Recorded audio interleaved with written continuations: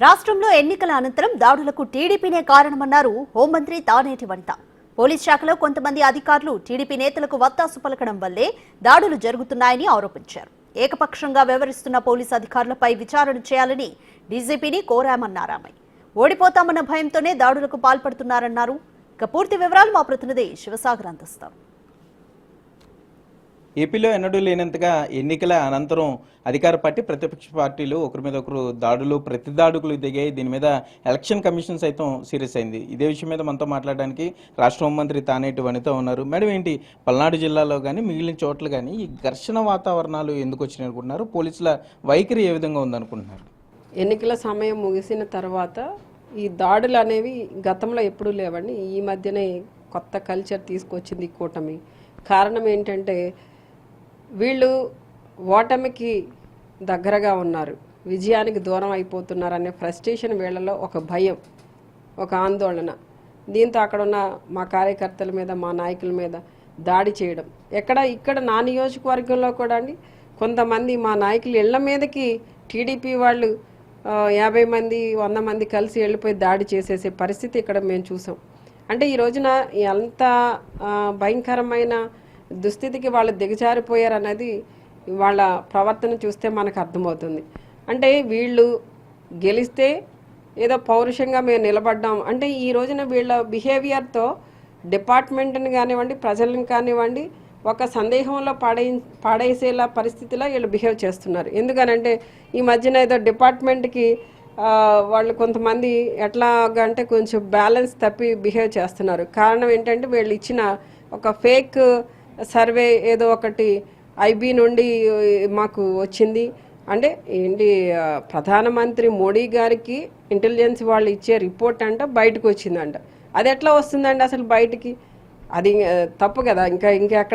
అక్కడదో leak అయిందంటే అనుకోవచ్చు, కానీ ఒక సర్వే సంస్థ నుండి ఏదైనా లీక్ అయిందని అనుకోవచ్చు, కానీ ప్రధానమంత్రి గారికి వెళ్ళే ఇంటెలిజెన్స్ రిపోర్టే లీక్ అయింది, ఒక 200 పేజీలు ఉన్నది వచ్చింది అని చెప్పేసి వీళ్ళే ఈ టీడీపీ వీళ్ళంతా కూడా బాగా మౌత్ పబ్లిసిటీ చేసి ఒక గ్లోబల్ ప్రచారం చేసి వీళ్ళంతా కూడా ప్రజలని, డిపార్ట్మెంట్ని మాయ చేయాలని చూశారు. పాపం కొంతమంది అమాయకులు బ్యాలెన్స్ తప్పారు. దానివల్ల కొంత ఈ అల్లర్లకు కూడా కారణం అయ్యిందండి. దానివల్ల ఈ రోజున ప్రభుత్వం చర్యలు తీసుకోవాలని చెప్పేసి ఈసీ ఆదేశాలు ఇవ్వడం జరిగింది. అట్లానే ఈ రోజున సిట్ ఏర్పాటు చేయడం జరిగిందండి. ఎంక్వైరీ నడుస్తుంది. ఆల్రెడీ 3 ఎస్పీలను మార్చడం కూడా జరిగింది.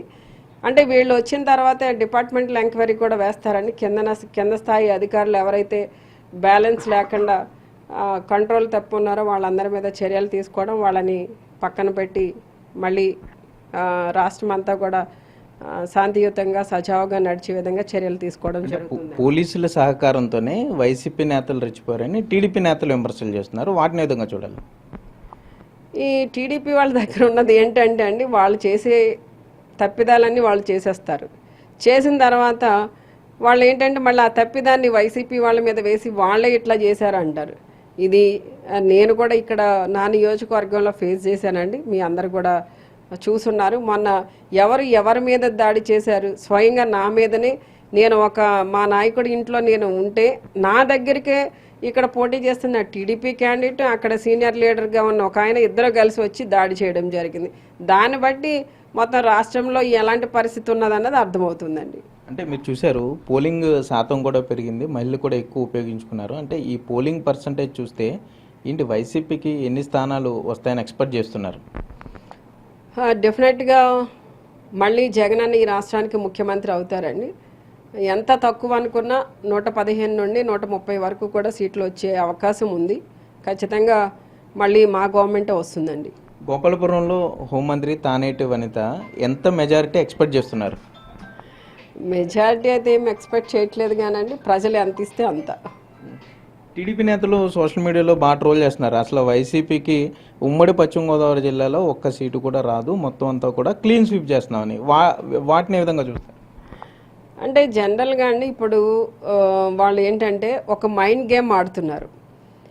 ఎంతసేపు కూడా ఓటేసి ముందు కూడా ఓటేసి వాడిని కూడా ఏదో మాయ చేయాలి, మభ్య పెట్టాలి, వాడిని తప్పుదోవలో పెట్టాలి అన్నట్టు చాలా ట్రై చేశారు. అసలు బూత్లో లైన్స్లో నిలబడి నిలబడి ఓటర్ తను ఏదైతే ఫిక్స్ అయ్యి ఓటు వేయాలని వచ్చాడో ఆ మధ్యలో వెళ్ళి వీళ్ళ కార్యకర్తలు నిలబడి వాళ్ళ గుర్తుకు వేయమని చెప్పడం. అలానే అక్కడ లోపల ఎవరైతే కొంచెము విజన్ సరిగ్గా లేని వాళ్ళు, ఓల్డ్ ఏజ్ వాళ్ళు ఎవరైనా వెళ్తే వాళ్ళ దగ్గరికి వీళ్ళు వెళ్ళిపోయి వీళ్ళ మనుషులే నొక్కేసే ప్రయత్నాలు చేయడం.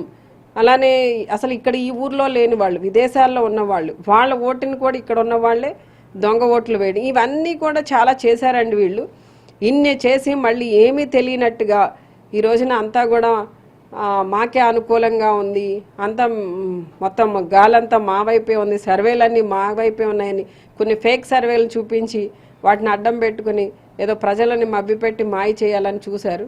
కానీ ఈ రోజున పరిస్థితి అయితే అలా లేదండి. గ్రౌండ్లో ఈ 5 సంవత్సరాల కాలంలో జగనన్న అందించిన లబ్ధి సంక్షేమం ఏదైతే ఉందో దానికి ప్రజలు చాలా నమ్మకంగా ఈ రోజున వైసీపీకి ఓటేయడం జరిగింది. ఇప్పటికీ మీరు రాష్ట్రంలో శాంతి భద్రతలపై డీజీపీతో మాట్లాడారు, ఏంటి ఆయన ఏమన్నారు, ఏ విధంగా స్పందించారు మీరు చెప్పిన సూచనలకి?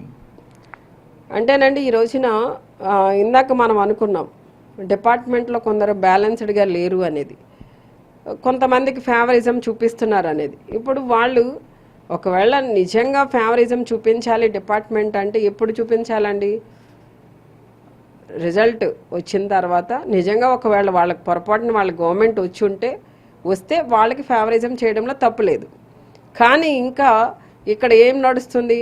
ఎన్నికల కోడ్ ఉంది, ఎవరికి ఫేవరిజం చేయవలసిన అవసరం లేదు. వాళ్ళ డ్యూటీస్ వాళ్ళు సక్రమంగా నిర్వర్తిస్తే చాలు. ఈ రోజున ఇన్ని అల్లర్లు జరుగుతున్నాయంటే కారణం మన సపోర్ట్ అనేది లేకుండా, వాడు అంటే ఒకవేళ సపోర్ట్ అంటే డైరెక్ట్గా నువ్వు ఇవ్వలేకపోవచ్చు, కానీ ఇండైరెక్ట్గా వాళ్ళ చేసే దాడులకి, వాళ్ళు చేసే ఈ భయంకరమైన చేష్టలకి మనం చూసి చూడనట్టు వదిలేసినా, అక్కడ లా అండ్ ఆర్డర్ని కంట్రోల్ చేయకపోయినా కూడా ఇలాంటి భయంకరమైన సిచ్యుయేషన్స్ జరుగుతూ ఉంటాయి. ఆ పరిస్థితిలో ఎవరు ఉండకూడదు, వాళ్ళందరినీ కంట్రోల్ చేయండి, వాళ్ళందరికీ చెప్పండి. అంతేకాకుండా ఎక్కడైతే అవసరమైతే అక్కడ 144 సెక్షన్ పెట్టండి అని చెప్పడం జరిగిందండి. మీరు చూసుకుంటే పోలీసుల్లో కొంతమంది ఒక పార్టీకి అనుకూలంగా పనిచేశారు. ఈ విషయాలన్నింటినీ కూడా రాష్ట్ర డీజీపీ దృష్టికి తీసుకెళ్లడంతో పాటుగా రాష్ట్రంలో శాంతి భద్రతలను పరీక్షించాల్సిందిగా కోరినట్లుగా హోంమంత్రి తానేటి వనిత చెప్తున్నారు. మొత్తం 175 నియోజకవర్గాల్లో సీఎం జగన్ చేసిన అభివృద్ధి సంక్షేమ కార్యక్రమాలే మరలా జగన్కు పట్టం కడతాయని కూడా హోంమంత్రి తానేటి వనిత ధీమా వ్యక్తం చేసే పరిస్థితులు అయితే ఇక్కడ ఉన్నాయి. కెమెరామెన్ భాగ్యరాజ్తో సాగర్, బిగ్ టీవీ, దేవరపల్లి.